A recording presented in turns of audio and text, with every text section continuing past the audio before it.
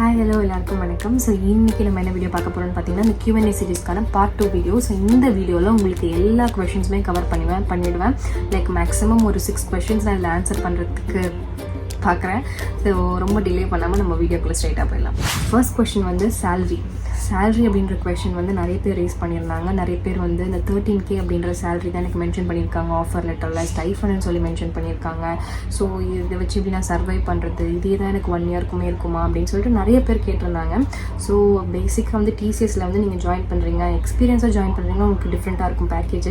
நீங்கள் ஃப்ரெஷராக ஜாயின் பண்ணுறீங்க அப்படின்னா உங்களுக்கு ட்ரெயினிஷிப்பாக எடுத்துப்பாங்க. ஸோ ட்ரெயினிஷிப்பாக எடுக்கும்போது உங்களுக்கு இந்த மாதிரி ரேஞ்சில் தான் உங்களுக்கு வந்து மென்ஷன் பண்ணி எடுப்பாங்க. பட் ஆனால் இதுவே 1 இயர்க்குமே இருக்குமான்னு கேட்டிங்கன்னா கிடையாது. நீங்கள் ஓவர் டைம் பார்ப்பீங்க இன்பிட்வீனில், அதே மாதிரி நைட் ஷிஃப்ட் பார்ப்பீங்க, ரொட்டேஷன் ஷிஃப்ட் பார்ப்பீங்க. இந்த மாதிரி ஷிஃப்ட் டைமிங்ஸ்க்கு ஏற்ற மாதிரி உங்களோட சேலரியுமே இன்க்ரீஸ் ஆகும். ஸோ இதுவே இருக்குமான்னு கேட்டிங்கன்னா கிடையாது.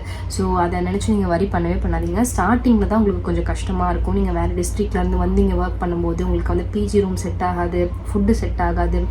அதே மாதிரி அதிகமாக இங்கே இருக்கும் பிஜி ரூம்லாம். இது மாதிரிலாம் என் ஃப்ரெண்ட்ஸ் நிறைய பேர் பார்த்துருக்கேன். ஸோ ஸ்டார்டிங்கும் கொஞ்சம் கஷ்டமாக இருக்கும். அதுக்கப்புறம் நீங்கள் போக அதுக்கேற்ற மாதிரி நீங்கள் அடாப்ட் ஆகிடுவீங்க, உங்களால் மேனேஜ் பண்ண முடியும். ஆனால் ஒரு 2 to 3 இயர்ஸ்க்கு அப்புறம் நீங்கள் ஷிஃப்ட் ஆகும்போது வேறு கம்பெனிக்கு மாறும்போது கண்டிப்பாக உங்களுக்கு சேலரி பேக்கேஜ் வந்து இன்க்ரீஸ் ஆகும். ஸோ வரி பண்ணிக்காதீங்க. So this is all about salary. Second question என்னவா இருக்குன்னு பார்த்தீங்கன்னா ட்ரெஸ் கோடை பற்றி அதுவுமே நிறைய பேர் கேட்டிருந்தாங்க. ஸோ ட்ரெஸ் கோட் வந்து TCSல வந்து கொஞ்சம் ஸ்ட்ரிக்டாக ஃபாலோ பண்ணுவாங்க. ஸோ மண்டே டு தேர்ஸ்டே வரைக்கும் நீங்கள் ஃபார்மல்ஸாக தான் வரணும். ஃப்ரைடே சாட்டர்டே சண்டே, நான் சாட்டர்டே சண்டேலாம் ஒர்க் பண்ணியிருக்கேன். ஸோ ஃப்ரைடே அந்த டேஸ்லலாம் வந்து வீக்கெண்ட்ஸ்லாம் you can wear casuals. So formals அப்படின்னு சொல்லும்போது உங்களுக்கு formal shirt, formal pant and shoes நீங்கள் வேர் பண்ணியிருக்கணும் ஃபார் மென். அதே உமனுக்கு வந்து நீங்கள் சல்வார்ஸு, சாரீ இதெல்லாம் நீங்கள் வேர் பண்ணிக்கலாம். ஸோ கேஷுவல்ஸ்னால் ஜீனு, டிஷர்ட்ஸ் இது மாதிரிலாம் நீங்கள் வேர் பண்ணிக்கலாம் both for men and women. அதே மாதிரி ஃபார் மென் வந்து டிஷர்ட்ஸ் வந்து நீங்கள் ரவுண்ட் நெக் வேர் பண்ணக்கூடாது. ஸ்ட்ரிக்டாக நீங்கள் காலர் வச்சு தான் வியர் பண்ணணும். ஸோ இதெல்லாம் ஃபாலோ பண்ணுவாங்க. நீங்கள் கொஞ்சம் டிஃப்ரெண்ட்டாக தெரிஞ்சிங்க அப்படின்னாலே வந்து உங்களை கூப்பிட்டு கேட்பாங்க. லைக் ரொம்ப அப்படியே வந்து பார்க்க மாட்டாங்க.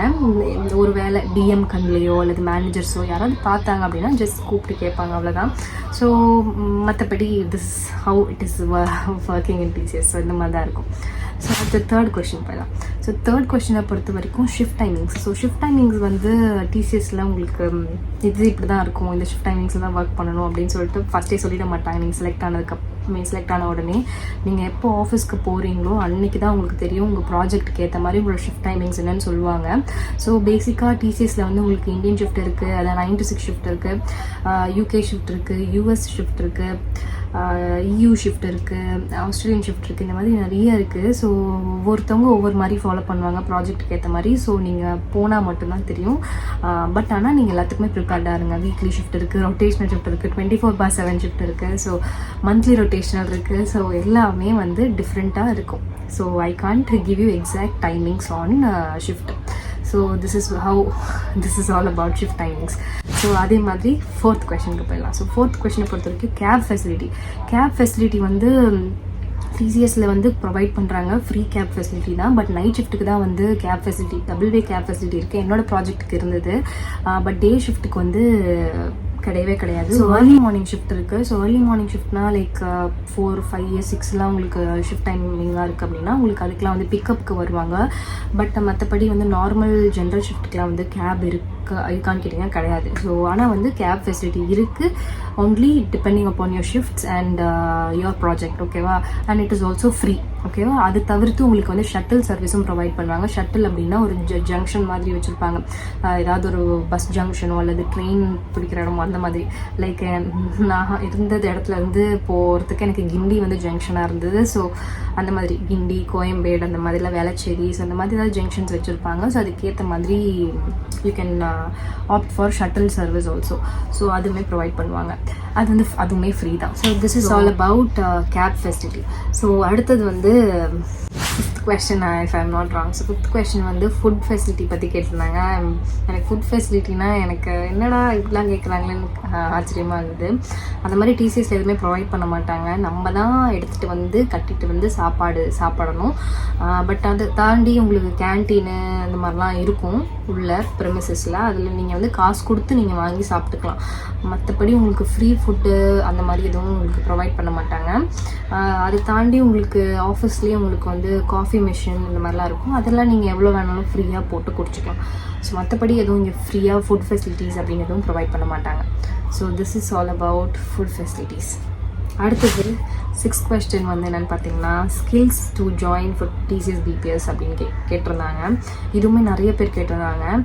டிசிஎஸ் பிபிஎஸ்சில் ஜாயின் பண்ணுறதுக்கு என்ன ஸ்கில்ஸ் வேணும், ஸோ ஏதாவது தனியாக படிக்கணுமா கற்றுக்கணுமா அப்படின்லாம் சொல்லி கேட்டிருந்தாங்க. ஆக்சுவலி வந்து உங்களை ரொம்ப கொண்டு எதுவுமே கேட்க மாட்டாங்க. நீங்கள் ஒரு பேச்சுலர்ஸ் டிகிரி முடிச்சிருக்கணும், ஆர்ட்ஸ் அண்ட் சயின்ஸ் டிகிரியாக இருந்தால் உங்களை ஈஸியாக எடுத்துப்பாங்க. அதை தாண்டி நீங்கள் வந்து குட் கம்யூனிகேஷன் ஸ்கில்ஸ் வச்சுருக்கணும், கொஞ்சம் டெக்னிக்கல் ஸ்கில்ஸ் வச்சுருக்கணும். ஸோ கம்யூனிகேஷன் ஸ்கில்ஸ்னால் நீங்கள் என்னெல்லாம் கற்றுக்கிட்டீங்க, என்னெல்லாம் படிச்சிருக்கீங்க, என்ன ப்ராஜெக்ட் பண்ணியிருக்கீங்க, இதெல்லாம் வந்து நீங்கள் அழகாக சொல்கிறதுக்காக இந்த கம்யூனிகேஷன் ஸ்கில்ஸ் தேவைப்படும். இங்கிலீஷில் நல்லா பேசணும்.